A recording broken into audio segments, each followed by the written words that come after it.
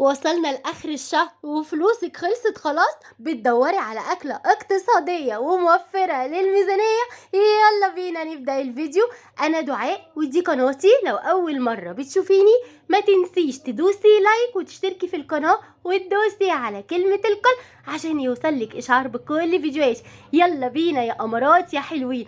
يومنا النهاردة جميل ولذيذ ورايق كده على الصبح كده. صحينا من نومنا فتحنا شقتنا الجميلة وعملت احلى قهوة في الدنيا. وكمان تعالي بقى نتابع اللانش بوكس وكمان السندوتشات وكمان الفطار بتاع زوجي، وكمان اشتريت مشتريات واكلتنا النهارده اقتصاديه لكل اللي الفلوس بتاعته خلصت معانا. تعالي كده. اول حاجه صحيت من نوم الصبح عايزه اعمل لهم سندوتشات اقتصاديه. كان عندي بطاطس في البيت فقلت لا يا بنتي يا دودو ما تيجي نعمل بطاطس ونوفر الجبنه النهارده ولا ايه. يلا بينا بقى. صحيت كده قشرت البطاطس بتاعتي وقطعتها وغسلتها كمان وصفيتها من الميه تماما، وابتديت بقى حطيت طاسه على النار فيها حبه زيت وابتديت قليت البطاطس بتاعتي. كان عندي كام كيس كاتشب كده في التلاجة للزنقات، زي ما بقولك انا على طول اجيب كاتشب واركنه في البيت، فقلت لا النهارده نوفر الجبنه واللانشون والحاجات القمر بتاعتنا وتعالي بقى نعمل سندوتشات بطاطس محمره كده من البيت ولا اروع. كان عندي بقى الفينو طلعته، والعيش الابيض ده كمان كان في الفريزر بجيبه على طول، طلعته وفك وبقى زي لسه جايباه بالظبط. عشان هما كان في حزب عايز فينو والحزب التاني عايز عيش ابيض. خلاص كده خلصت السندوتشات بتاعتهم القمر واللانش بوكس وحطيت لهم كمان الكاتشب. وهنا بقى كنت جايبه لهم ازايز سبرايت صغيره. ما كنتش بجيب العصير اللي انا بقولك عليه ال3 ب10، بحاول انوع لهم. وادي كمان ازايز الميه. ويلا بينا بقى. قبل ما انزل حضرت كده فطار لزوجي برضو بطاطس محمره وعملت له القهوه عشان انزل بقى اوديهم على الروقان كده. وانا راجعه كان في شويه مشتريات ناقصاني ابتديت ان انا اجيبها قبل ما انزل. طبعا كنت حاطه في دماغي انا هشتري ايه عشان ما اجيبش حاجات مش لازماني. يلا بينا نشوف اشترينا ايه النهارده. تعالي بقى نشوف. جبت المشتريات القمر دي هتوفر معايا كتير لبند الفطار لبند العشاء بند كمان اللانش بوكس. تعالي بينا نشوف جبت ايه وايه الحاجات اللي توفر معاكي واسعارها كمان ايه. هنحط كده الحاجات القمر بتاعتنا دي كده على جنب ونطلع حاجه حاجه ونشوف جبت ايه يا دودو. اول حاجه جبت جبنه اللي هي جبنتي على طول اقول لكم عليها بجد موفره موفره جدا بجد موفره جدا. النص كيلو 500 جرام يعني النص كيلو ب23 جنيه ونص. حلوه اقتصاديه. في باطعم تانية، في بالجبنه بالزيتون، في بالجبنه الصفراء. الطعم اللي يعجبك هاتيه او حسب ما اولادك يحبوا. يبقى دي ب23 جنيه ونص. كمان جبت رودس دي او روتس اللي هي بطعم البلوتشر اللي هو طعم اللي هو عامل زي الكفور، فاهمه اللي هو عامل زي الكفور ده. طعمها تحفه بجد. انا بحب الجبنه دي. بصي روعه. عامل كده في السندوتشات ودي اللي هتوديني في داهيه لاني باكل منها بكميه بصي فظيعه. الجبنه دي الربع ب16 جنيه. حاولي على قد ما تقدري تشوفي هتجيبي حاجتك مثلا اذا كانت جبن بالاسبوع. شوفي انت ماشيه بميزانيتك ازاي وابتدي امشي عليها. اكتبي الحاجه في ورقه وقلم قبل ما تنزلي وانزلي بمبلغ معين هو ده اللي انت هتجيبي بيه الجبن بتاعتك. ودي جبنه النستو الحلوبه دي برضو حلوة جدا. دي 8 قطع ب10 جنيه. هتوفر برضو كتير جدا. ما تحاوليش ان انتي تجيبي حاجات بكميات تخلص على طول. يعني شوفي هتجيبي ايه عشان تعرفي تمشي بقية البنود بتاعتك، اذا كان فاكهة اذا كان منظفات اذا كان خضار اذا كان خزين. فجيبي حاجة حاجة. يبقى الجبنة القمر دي ب10 جنيه. جبت كمان الجبنه دي يا بنات اللي انا بقول لكم عليها الرهيبه اللي هي يعتبر ميكس جبن او جبنه بالخلطه. بصي زي ما تسميها سميها. الطبق ده عامل 12 جنيه وربع، يعني قولي 12 جنيه وقال لي 12 جنيه اهي يا بنات. الكيلو منها ب48 جنيه. تقدري تجيبي ب5 جنيه تقدري تجيبي ب10 تقدري تجيبي ب15 اللي انت عايزاها. هاتيه. على فكره اولادك هيحبوها. هي مش حراقه ومش حادقه قوي بس انت ما تكتريش منها في العيش بس بجد تحفه جميله جدا.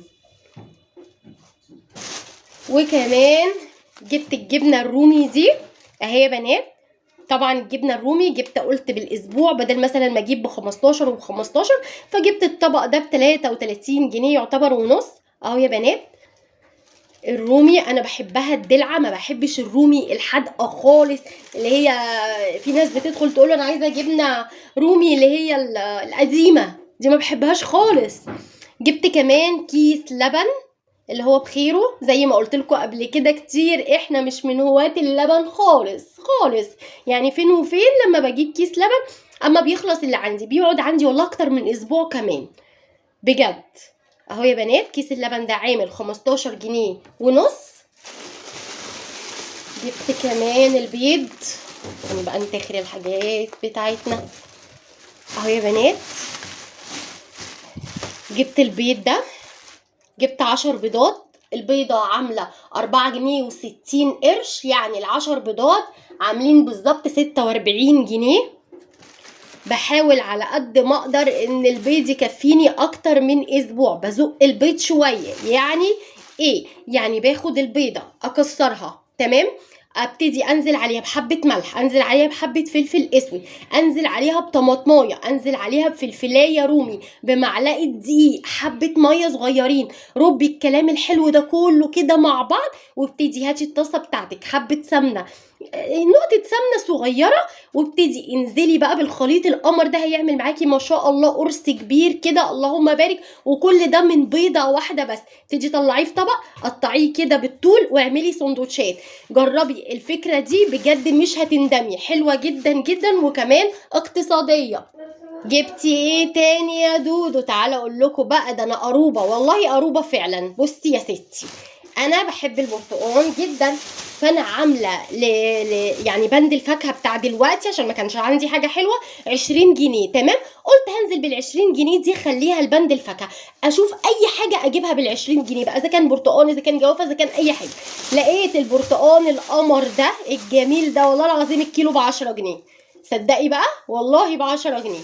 فجبت 2 كيلو من البرتقال ب20 جنيه. شفتي بقى ان انت اللي تقدري تظبطي ميزانيه بيتك؟ شفتي بقى ان انت اللي تقدري مثلا اعمل بند للفاكهه 20، اعمل بند للفاكهه 30، اعمل للجبن 50، اعمل لها 100 حسب الفلوس اللي معايا او حسب متوفر معايا ايه، ابتدي طبعا امشي عليه، صح ولا ايه؟ دي يا بنات كانت المشتريات بتاعت الجبن، افكار للفطار والعشاء اقتصاديه وموفره للميزانيه، ومعاها كمان الفاكهه بتاعتنا البرتقال القمر. كل ده جبته وانا راجعه بعد ما وديت الاولاد، لاني قلت ايه، كنت من امبارح يعني عندي اخر الحاجه، فابتديت بقى عرفت ايه اللي انا ناقصني من تحت علشان ابتدي اجيبه. يلا بينا بقى نشوف اكلتنا الاقتصاديه، اكلات اخر الشهر هتوفر معاكي كتير، وايه اللي كان موجود عندي وايه اللي انا جبته من تحت. حله على النار فيها حبه من الزيت، هنزل عليها كمان بمعلقه من الثوم، وهنزل عليها اول ما تحمر بحبه من الخل، وانزل كمان بالطماطم بتاعتي تكون معصوره. التوابل بتاعتنا بقى ملح، فلفل اسود، حبه بابريكا. ويلا بينا بقى نشوف انا جبت ايه كمان من تحت. كان ناقصني مكرونه وكان ناقصني رز، انا عندي هنا العدس بجبه. طبعا عرفتي هعمل احلى كشري، فجبت نص كيلو من مكرونه الكشري كده على بعضيها ب10 جنيه، وكمان جبت نص كيلو من الرز ب12 جنيه. والعدس بتاعي كان موجود عندي في البيت، طلعته بدري قوي لما صحيت الصبح الساعه 6، غسلته كويس قوي ونقعته كده في الميه، نقعته في ميه دافيه علشان يتنقع بسرعه، فهماني؟ لو انت عندك وقت وتعمليه من بالليل، بس انا كنت ناسيه خالص ونمت. يلا بينا بقى نرجع للاكله بتاعتنا القمر. حله على النار فيها الميه بتاعتنا غليت معانا تماما، نزلنا عليها بالمكرونه. لازم تخلي الميه بتاعتك تغلي كويس قوي، وكمان الحله اللي هتسلقي فيها المكرونه تكون واسعه عشان المكرونه بتاعتك ما تتهريش وتاخد راحتها كده في السوى. الطماطم بتاعتنا كانت خلاص يعتبر استوت، ونزلت عليها كمان بمعلقه من السكر، يعني اتسبكت، ما بحبهاش تقيله قوي، نقلتها بقى على العين اللي قدام. ويلا بينا نعمل احلى رز للكشري والنكهه بتاعته القمر بتاعتنا. حبه من الزيت وننزل عليها كمان بالبصل بتاعنا، الكميه حسب الرغبه لغايه ما يحمر تماما. في الوقت ده كان النور قطع، حتى بصي تحسي ان بصي النور عامل ازاي، الاضاءه يعني. لحد دلوقتي النور بيقطع ساعة والله يا بنات، ساعة، الله يكون في عوننا، الحمد لله. يلا بينا بقى نقلب نقلب البصل بتاعنا كويس قوي لغاية ما يحمر. لازم يحمر منِّك، اوعي يتحرق، خليكِ واقفة كده وافضلي قلّبي عليه، كده خلاص اتقلّب واحمر، هي ده اللون اللي أنا عايزاه. هابتدي بقى أنقص منه حبّة بصل للي يحبه، أنا طبعًا باموت في بصل الكشري، بيبقى حلو أوي، أنا باحبه جدًا. ويالّا بينا بقى ننزل بالمَيّة بتاعتنا، وتعالي بقى نتبّل الرز بتاعنا، ملح، فلفل أسود، حبّة صغيّرة من الكمون، معلقة من القرفة بتودّي لِك الرز في حتّة تانية خالص، بجد معلقة من القرفة.